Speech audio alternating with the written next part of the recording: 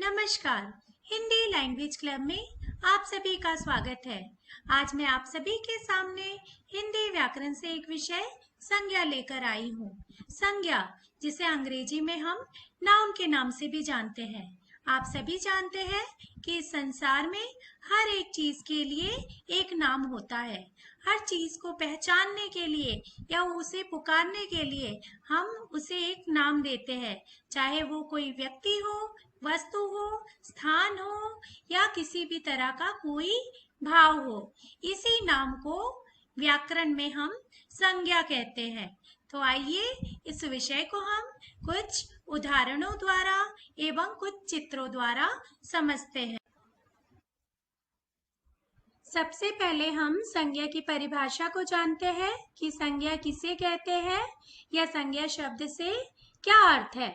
यदि हम इसकी परिभाषा दें तो हम कह सकते हैं किसी व्यक्ति, वस्तु, स्थान, प्राणी, गुण या भाव के नाम को संज्ञा कहते हैं। व्यक्ति यानी पर्सन, तो व्यक्ति कोई भी हो सकता है, जैसे रोहित, राम, गांधी जी, जवाहरलाल नेहरू, तो ये सभी व्यक्ति है, तो इनके नाम संज्ञा कहलाते हैं।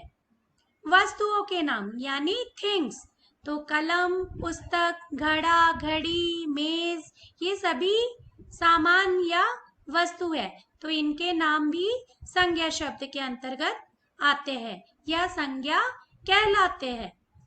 स्थानों के नाम यानी प्लेस, तो स्थान या जगह कोई भी हो सकता है, बगीचा, आगरा, पंजाब, घर, विद्यालय, तो ये सभी जगह है, तो इनके नाम संज्ञा कहलाते हैं।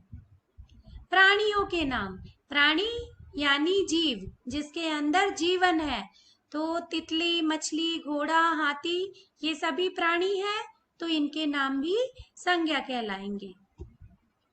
गुणों के नाम, तो गुण मनुष्य के अंदर होते हैं, गुण अच्छे भी होते हैं और बुरे भी होते हैं। सच्चाई, ईमानदारी, होशियारी, चतुराई, बेईमानी, ये सभी मनुष्य के गुण हैं और इनके नाम भी संज्ञा कहलाते हैं। भावों के नाम, ये भी मनुष्य के अंदर ही होते हैं, जैसे दया, करुणा, क्रोध, प्रसन्नता, ये सभी मनुष्य के भाव संज्ञा कहलाते हैं। आइए संज्ञा के भेदों के बारे में जानते हैं। संज्ञा के मुख्य रूप से 3 भेद होते हैं: व्यक्तिवाचक संज्ञा, जातिवाचक संज्ञा और भाववाचक संज्ञा।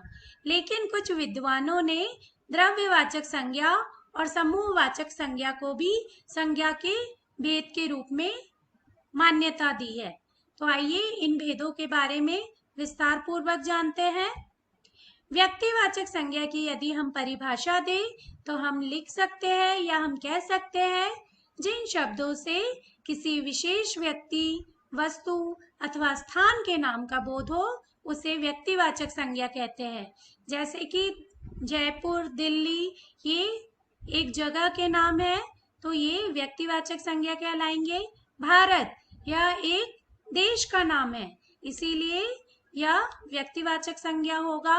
रामायण, यह एक पौराणिक पुस्तक है या यह कह सकते हैं यह एक धार्मिक पुस्तक है, तो यह भी व्यक्तिवाचक संज्ञा के अंतर्गत हम लेंगे।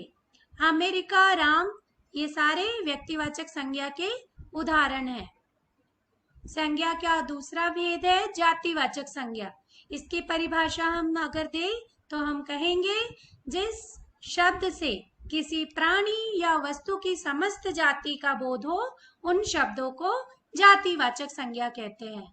जैसे कि घोड़ा, फूल, मनुष्य, वृक्ष, ये सभी जातिवाचक संज्ञा कहलाएंगे, क्योंकि घोड़ा यदि हम कहते हैं तो समस्त घोड़े की प्रजाति को यह इनका बोध कराता है। या फूल से भी हम किसी भी तरह के फूल को हम जान सकते हैं, चाहे वो गेंदा का हो, चाहे वो सूरजमुखी का फूल हो, तो यह फूल सभी फूलों को अपने अंदर समेटता है, तो इसे हम जातिवाचक संज्ञा के अंतर्गत लेंगे। संज्ञा का तीसरा भेद है भाववाचक संज्ञा। इसकी परिभाषा अगर हम दें तो हम कह सकते हैं, जिस संज्ञा शब्द से पदार्थों की अवस्था, गुण, दोष, भाव या दशा, धर्म आदि का बोध हो उसे भाववाचक संज्ञा कहते हैं। जैसे कि बुढ़ापा, मनुष्य जब पैदा होता है तो सबसे पहले वो बचपन की ओर बढ़ता है, फिर जवान होता है, फिर मनुष्य का जो आखिरी पड़ाव होता है वो बुढ़ापे की तरफ जाता है।